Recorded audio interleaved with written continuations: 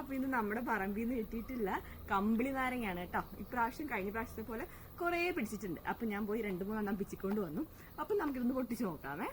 ഞാൻ മുമ്പും പറഞ്ഞിട്ടുണ്ടായിരുന്നു, നമ്മള് കമ്പിളി നാരങ്ങ കട്ട് ചെയ്യുമ്പോൾ അതിന്റെ ഉള്ളില് കട്ടാവാത്ത രീതി, അതായത് ഉള്ളില് പിച്ചാത്തി തൊടാത്ത രീതിയിൽ വേണം ചെയ്യാനെന്ന് പണ്ടുള്ളവരും പറയാന്ന് കേട്ടിട്ടുണ്ട്.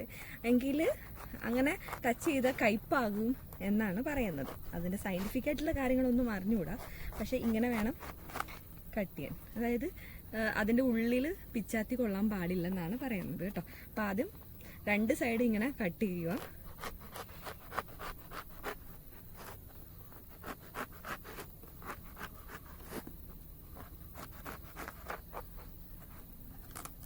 അപ്പം 2 സൈഡും കട്ട് ചെയ്ത ശേഷം ഇതുപോലെ ഇങ്ങനെ കോറി കൊടുത്താൽ മതി.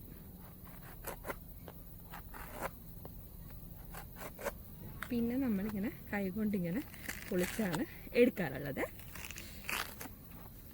നന്നായിട്ട് വിളഞ്ഞിട്ടുണ്ടെങ്കിൽ പ്രയാസമൊന്നുമില്ല, പെട്ടെന്ന് തന്നെ ഇങ്ങനെ പൊളിഞ്ഞു കിട്ടും. അപ്പൊ ഇത് ഫുള്ള് ഇനിയും പൊളിച്ചിട്ട് ഞാൻ കാണിക്കാം. അപ്പൊ കണ്ടോ, ഞാനിതിന്റെ ഉള്ളിലൊന്നും പിച്ചാത്തി തട്ടാത്ത രീതിയിൽ പൊളിച്ചെടുത്തിട്ടുണ്ട്. ഇനി ഇത് ജസ്റ്റ് ഇങ്ങനെ തുറന്നാ മതിയാവും.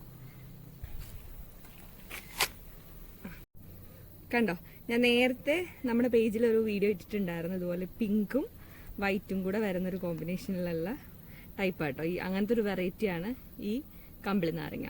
മധുരമാണ് കേട്ടോ, മധുരമാണ്.